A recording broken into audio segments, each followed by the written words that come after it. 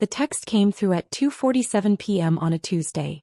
I was in the middle of a conference call with our investment bankers, Goldman Sachs and Morgan Stanley, finalizing the S-1 filing for our IPO. The biggest moment of my professional life, 7 years in the making, and my phone kept buzzing on the table. I glanced down and saw the Carter family group chat lighting up. "Dad, talked to the Hendersons today. They asked about Alex. I didn't know what to tell them. Dad, he's 35 and still playing with computers, didn't seem like a good answer. Dad, Alex, it's time. Get a real job. Your online thing is pathetic. Mom, your father has a point, sweetheart. We're worried. Sister Megan, Dad's right. This has gone on long enough. Uncle Tom, the kid needs to grow up. Aunt Linda, maybe it's time to consider other options? Cousin Ryan, 100 points. Cousin Emma, agreed." I watched the reactions pile up. Thumbs up, hearts, the 100 emoji. 47 family members weighing in on my failure. 47 people who'd decided my life's work was pathetic without knowing a single detail about what I actually did. My CFO Sarah Chin noticed me staring at my phone. "Everything okay?" "Family stuff. Let's keep going." He gave me a knowing look. Sarah was one of the few people who knew about my complicated relationship with my family. The S-1 goes live Friday morning. After that, everything changes. I know. Do they know? She gestured at my phone. No. Are you going to tell them? I thought about it for exactly 2 seconds. No. Let them find out with everyone else. I'd started Neural Path in 2018 with $73,000. My life savings, maxed out credit cards, and a loan from my former Stanford roommate, David Kim. The company's mission was to build artificial intelligence that could actually understand human language, not just process it. Back then, everyone thought I was crazy. AI was still mostly hype. The big tech companies were throwing billions at the problem with limited results. What chance did a 28-year-old dropout with no funding have? But I'd seen something they hadn't. While everyone was trying to build general AI, I focused on one specific problem: helping businesses understand their customers through natural language processing. Real conversations, real insights, real value. The first 2 years were hell. I lived in a studio apartment in Oakland that cost $1,400 a month. Cheap for the Bay Area, but devastating when you're burning through savings. I ate rice and beans. I wrote code 18 hours a day. I pitched to 273 investors and got rejected by every single one. Then in 2020, everything shifted. A Fortune 500 insurance company was drowning in customer service calls. Their existing AI couldn't understand regional accents, slang, or context. They were losing millions in customer satisfaction scores and had a 40% agent turnover rate from stress. They hired Neural Path as a last resort pilot program. Probably because we were cheap and desperate. I built them a custom NLP engine in 3 months. It didn't just transcribe calls, it understood them.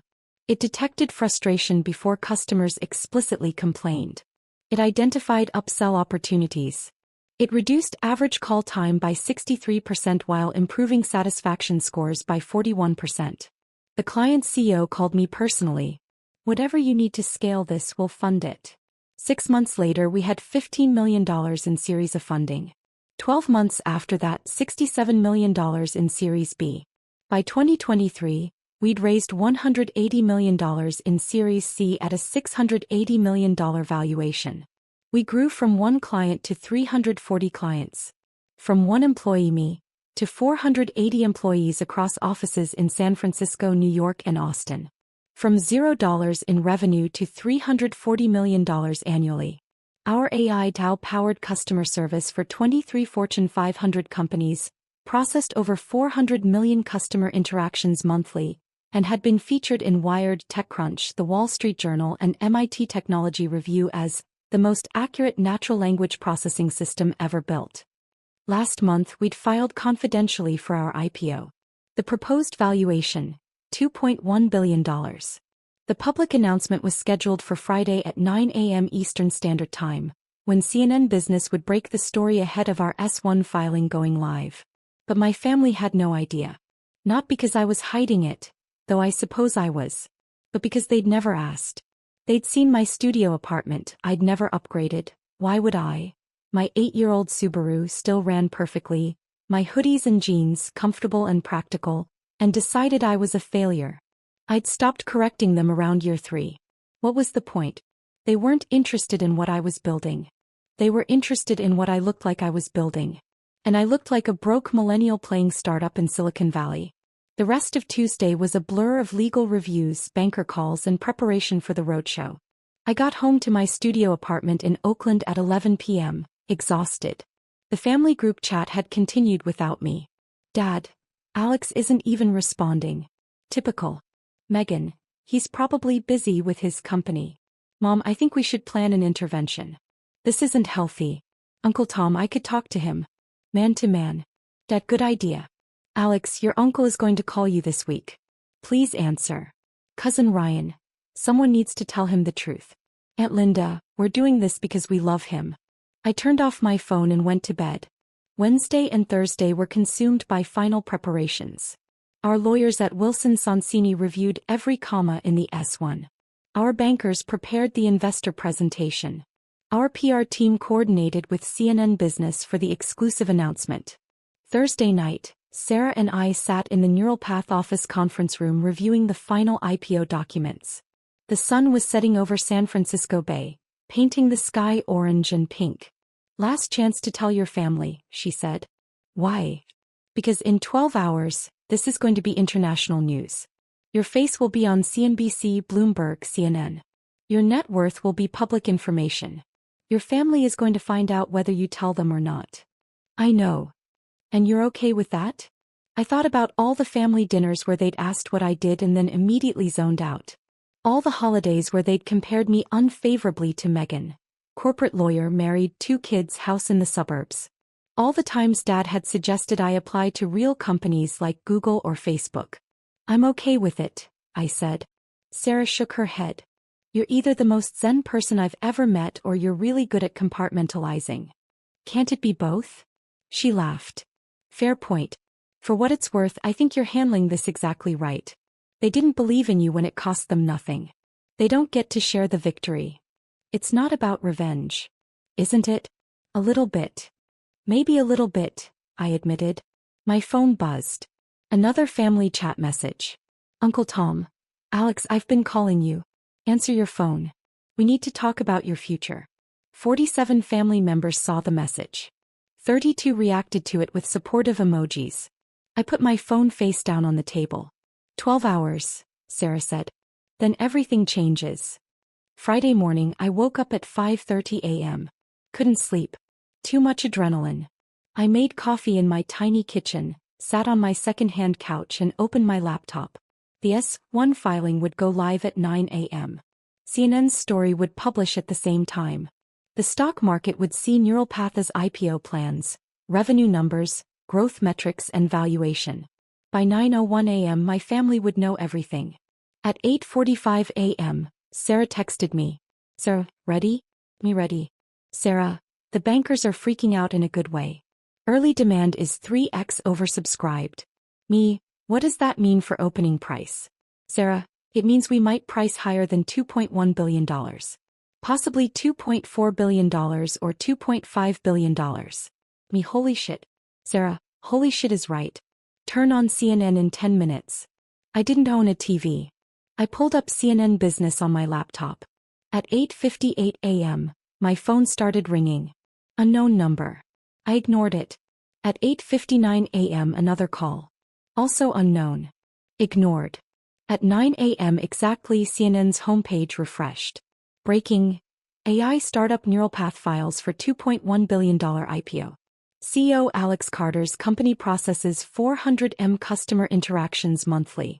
There was a photo of me from our Series C announcement, standing in front of the Neural Path logo wearing my usual hoodie and jeans, looking about as corporate as a college dropout could look. The article was detailed. Revenue numbers, growth rates, client list, my background, Stanford dropout, self-taught coder, 7 years building in obscurity. They'd interviewed our investors, our clients, industry analysts. One quote jumped out. Alex Carter built the most valuable AI company nobody's heard of. While everyone was chasing AGI, he solved a real problem that real businesses desperately needed. That's why Neural Path is worth billions. My phone exploded.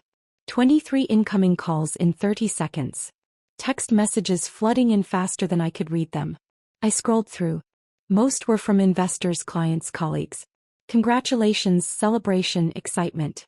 Then I got to the family messages. Megan, Alex. Megan, Alex, answer your phone. Megan, is this you on CNN? Mom, Alexander Carter, call me right now. Dad, what is happening? Uncle Tom. Alex, CNN just said your company is worth $2 billion. Is this true? At Linda. Oh my God. Cousin Ryan, no way. Cousin Emma. This can't be real. My phone rang. Megan.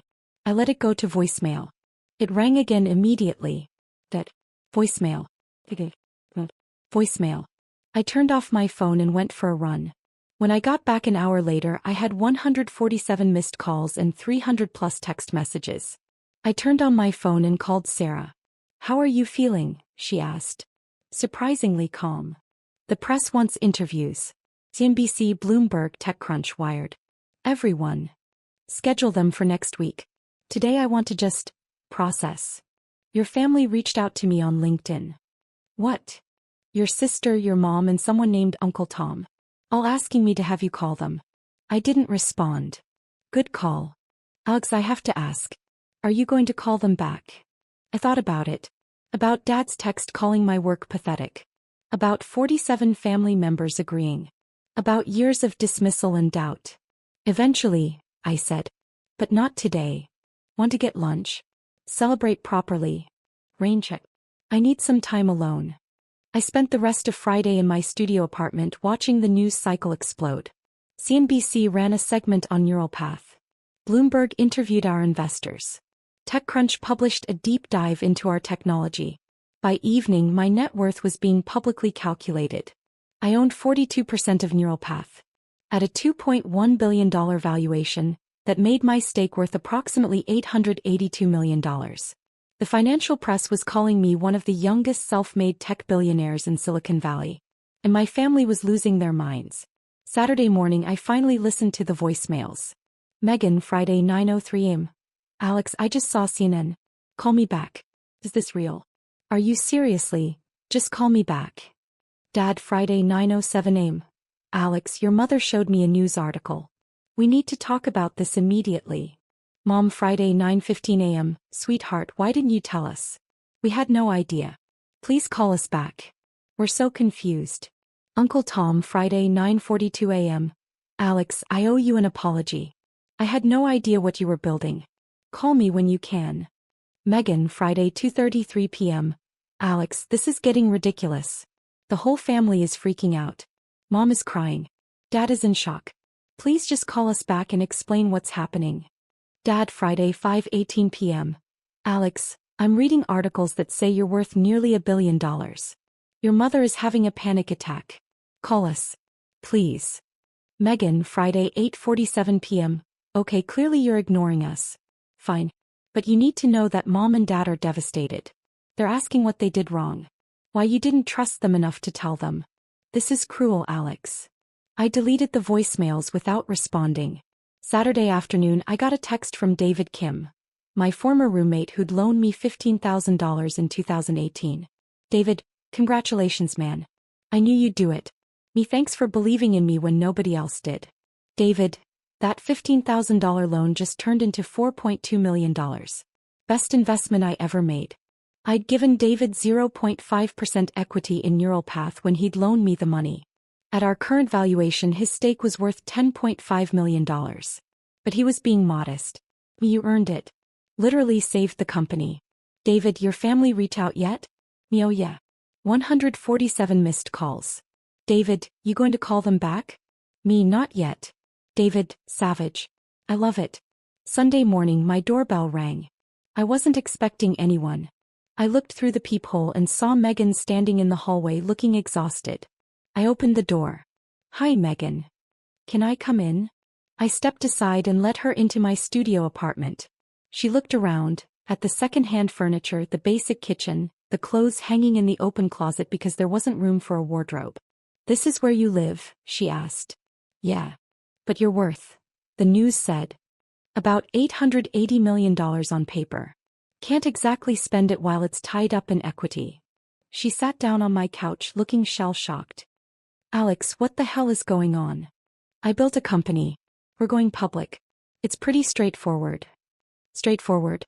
Alex, you're on CNN, Bloomberg, the Wall Street Journal, and none of us knew. How is that straightforward? You never asked. That's not fair. Isn't it? I sat down across from her. When's the last time you asked about neural path? And I mean really asked, not just, how's the computer thing going? Before changing the subject. She was quiet. That's what I thought, I said. We asked about your work all the time. You asked if I had a job. You asked when I was going to get a real career. You asked why I was still living like a college student. You never once asked what my company actually did. What problems we solved. Who our clients were. How we were growing. Because you never told us. I tried to. Multiple times. Every family dinner, every holiday, every phone call. But you'd already decided I was failing. So you stopped listening. Megan's eyes filled with tears. That's not true. Megan, Dad texted the family chat on Tuesday and called my work pathetic. 47 people agreed with him. Including you. 5 days before CNN announced our $2.1 billion IPO. That's how little you knew about what I was actually doing. She covered her face with her hands. Oh my God. Did any of you even Google me? Once. In 7 years. Though. I didn't think to. Why not? Because I thought I already knew. I thought you were a struggling startup founder who was too proud to quit. I thought we were being supportive by not pushing too hard, by not making you feel bad about not succeeding. So you made me feel bad about not trying instead. He looked up at me, mascara running. I'm so sorry, Alex. We all are. Mom and Dad are devastated. They can't believe they didn't know. They're blaming themselves. They should. That's harsh. Is it? Dad called my life's work pathetic, Megan. In front of the entire family. Without knowing a single fact about what I'd built. That's not concern. That's judgment. He was worried about you. No, he was embarrassed by me. There's a difference. If he was actually worried, he would have asked questions. He would have tried to understand. Instead, he decided I was a failure and treated me accordingly. Megan stood up, pacing my tiny apartment. What do you want from us, Alex? An apology? We're sorry. We were wrong. We should have asked more questions. We should have believed in you. What else can we say? Nothing. I don't want anything from you. Then why won't you call Mom and Dad back? They're terrified you hate them. I don't hate them. I'm just done needing their approval. For 7 years I built this company while my own family thought I was a joke. That changes you. We never thought you were a joke. You called me pathetic on Tuesday. She flinched. Dad called your job pathetic. Not you. Same thing. It's not. To me it is. My company is everything I've worked for. Everything I believe in. Everything I've sacrificed for. When Dad called it pathetic, he called me pathetic. And 47 people agreed. Megan sat back down, defeated. What do we do now? I don't know. Can you at least come to Sunday dinner? Mom's making your favorite pot roast. Everyone wants to see you. Everyone wants to see the billionaire, you mean? That's not fair. Isn't it? Where were all these dinner invitations last month? Last year? When I was supposedly failing. She didn't have an answer. I'll come to dinner, I said finally. But Megan, things are different now. I'm different. I don't need the family's approval anymore. I don't need Dad's validation. I spent 7 years building something incredible while you all thought I was wasting my life. I succeeded despite you, not because of you. That's something we all need to sit with. That's really what you think? That we didn't support you? That's what I know. She wiped her eyes and stood up. Dinner's at 6. Mom said to tell you she loves you. Tell her I'll be there. After she left, I sat in my apartment for a long time, watching the sun move across the wall. My phone buzzed. Sarah, the IPO pricing came back. We're going at $2.4 billion instead of $2.1 billion. Me, what does that mean for my stake? Sarah, it means you're worth about $1.008 billion. Congratulations, Alex. You're officially a billionaire. I stared at the message. $1 billion. And all I felt was tired. Sunday dinner at my parents' house in Marin County was surreal. The entire extended family was there. Mom, Dad, Megan and her husband Tom, Uncle Tom and Aunt Linda, cousins Ryan and Emma, plus assorted spouses and children. 23 people crammed into the dining room, all staring at me like I was a museum exhibit. Alex. Mom hugged me at the door, holding on longer than usual. Oh, sweetheart, I'm so glad you came.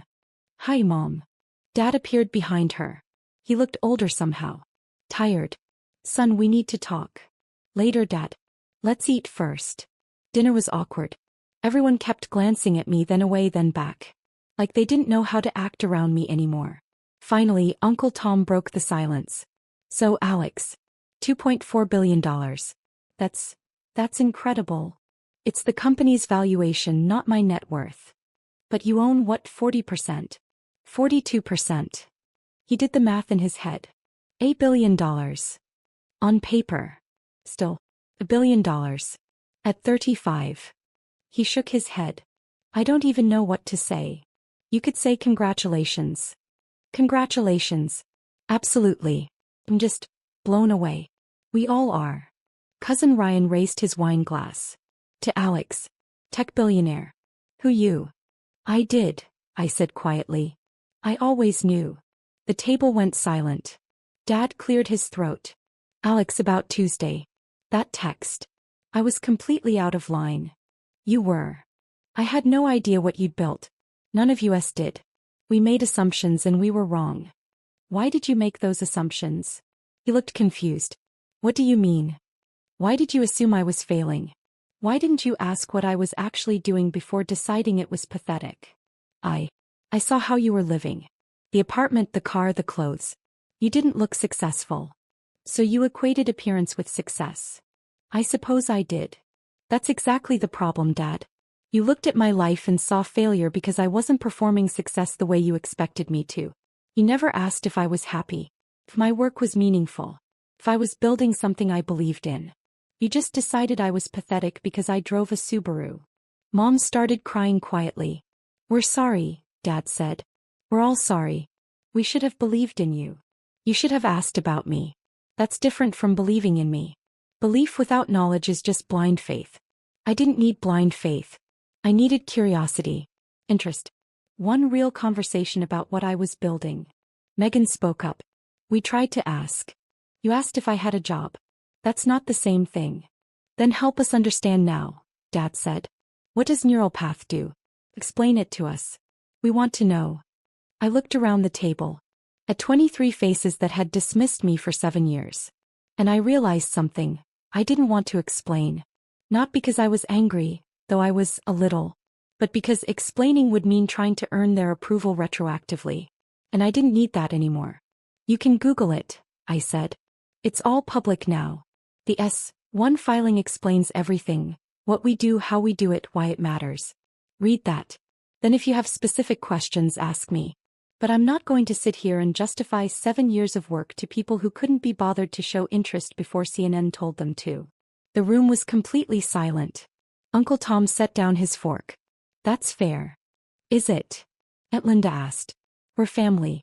We deserve. You deserve what you've earned, I interrupted. Which is exactly what I gave you. 7 years of surface-level conversations because that's all you wanted. Now that I'm worth $1 billion, suddenly everyone's interested.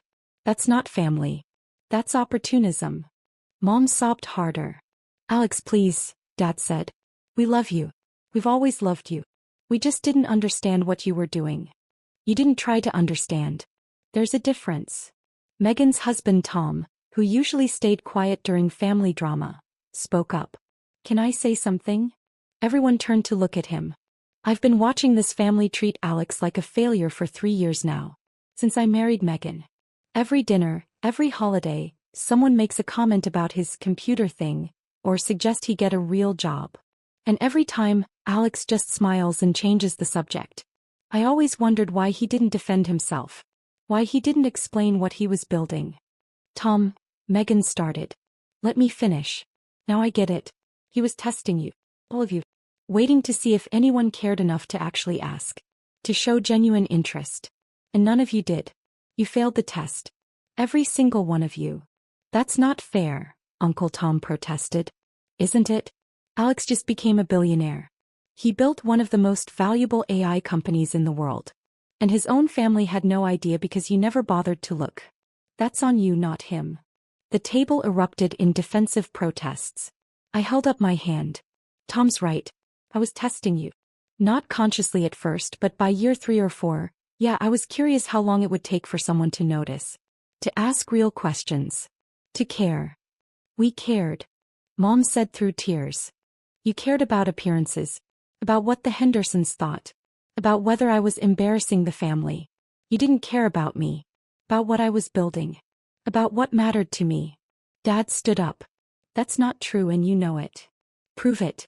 Tell me one thing about neural path that you learned before Friday. One client we serve. One problem we solve. One reason why our technology matters. He opened his mouth. Closed it. Sat back down. That's what I thought. I stood up and pushed my chair in. Thank you for dinner, Mom. The pot roast was great. You're leaving, she asked desperately. I am. I have an investor call in an hour. On a Sunday? Building $1 billion company doesn't stop for weekends. I walked to the door. Megan followed me. Alex, wait. Please. They're trying. Can't you see that? They're trying now. After CNN told them to. That's not the same as believing in me when it was hard. What do you want from us? I thought about it. Time. Space. And maybe some genuine introspection about why you all assumed I was failing instead of asking if I was succeeding. How much time? I don't know. Months. Maybe longer. I need to figure out who I am now that I don't need your approval. You never needed our approval. I did. For 32 years I did. Then I spent 3 years building a company while you all thought I was pathetic. And I learned something: I could do it without you. I could succeed massively without your support or belief or validation. That changes things. He hugged me. I'm proud of you. I know I should have said it sooner. But I'm proud of you. Thanks, Megan. Are we okay? Eventually. But not today. Neural Path went public on September 15, 2025. Our opening stock price valued the company at $2.7 billion. By the end of the first day of trading, we'd climbed to $3.1 billion. My 42% stake made me worth $1.302 billion. Forbes put me on their cover, the billionaire nobody saw coming. The article interviewed my family. Dad said, we underestimated him completely. That's on us. Mom said, I'm so proud of my son. I just wish I'd known sooner. Megan said, Alex taught our whole family a lesson about assumptions. We won't make that mistake again. The thing is, they're trying now. Really trying.